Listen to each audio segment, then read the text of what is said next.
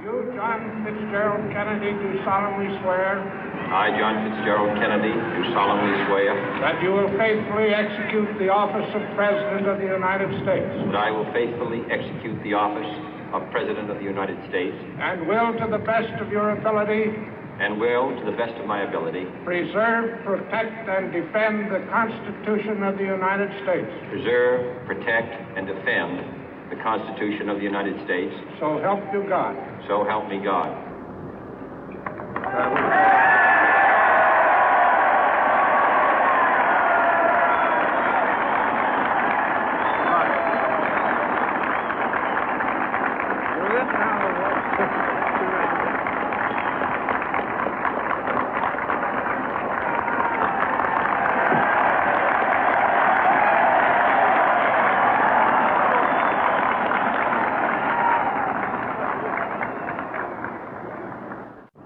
Vice President Johnson, Mr. Speaker, Mr. Chief Justice, President Eisenhower, Vice President Nixon, President Truman, Reverend clergy, fellow citizens.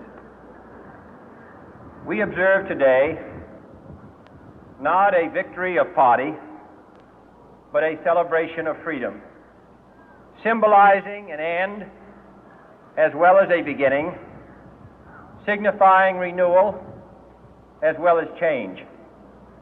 For I have sworn before you and Almighty God the same solemn oath our forebears prescribed nearly a century and 3/4 ago.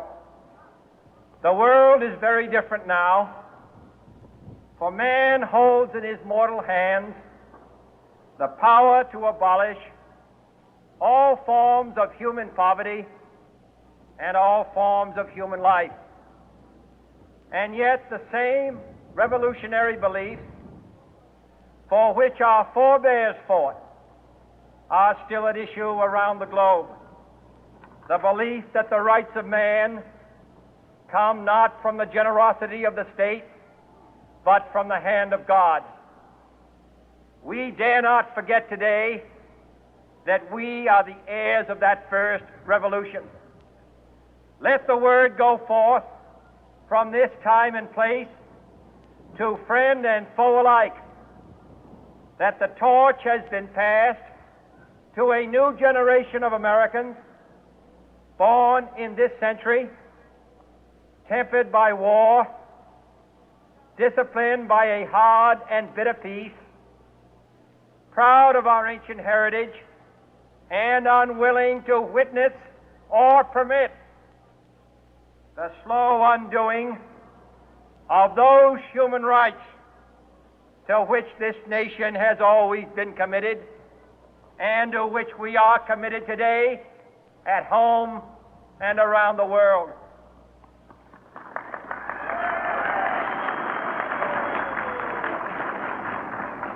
Let every nation know, whether it wishes us well or ill, that we shall pay any price, bear any burden, meet any hardship, support any friend, oppose any foe to assure the survival and the success of liberty.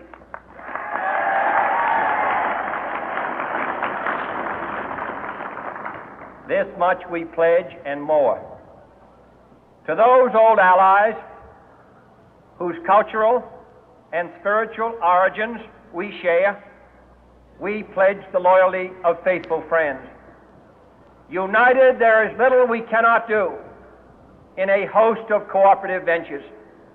Divided, there is little we can do, for we dare not meet a powerful challenge at odds and split asunder.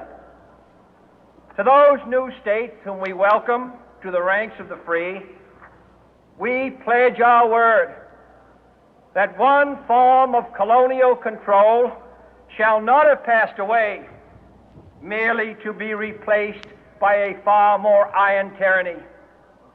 We shall not always expect to find them supporting our view, but we shall always hope to find them strongly supporting their own freedom, and to remember that in the past, those who foolishly sought power by riding the back of the tiger ended up inside.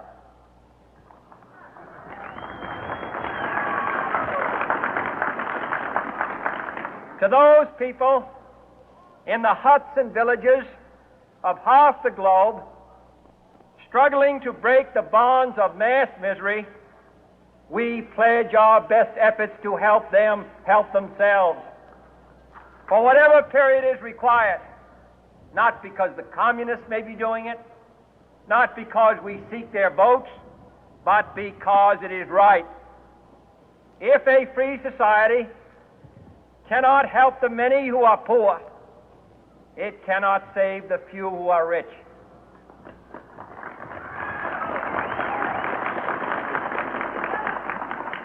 To our sister republics south of our border, we offer a special pledge to convert our good words into good deeds, in a new alliance for progress, to assist free men and free governments in casting off the chains of poverty. But this peaceful revolution of hope cannot become the prey of hostile powers.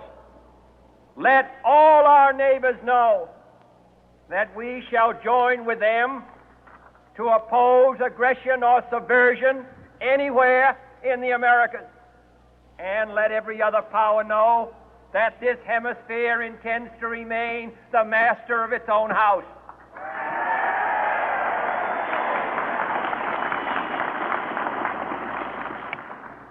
To that World Assembly of Sovereign States, the United Nations, our last best hope, in an age where the instruments of war have far outpaced the instruments of peace, we renew our pledge of support to prevent it from becoming merely a forum for invective, to strengthen its shield of the new and the weak, and to enlarge the area in which its writ may run.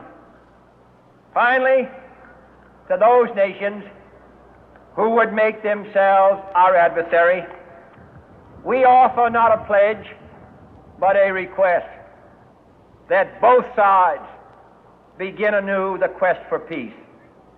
Before the dark powers of destruction, unleashed by science, engulf all humanity in planned or accidental self-destruction, we dare not tempt them with weakness, for only when our arms are sufficient beyond doubt can we be certain beyond doubt that they will never be employed.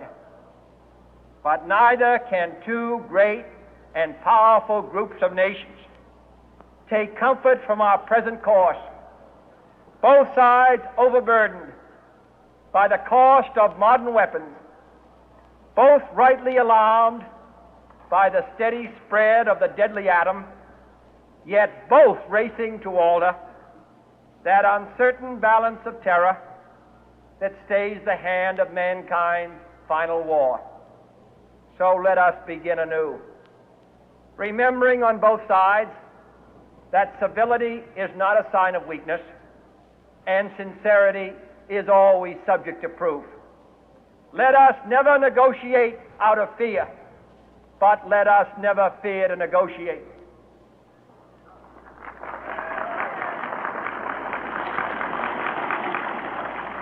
Let both sides explore what problems unite us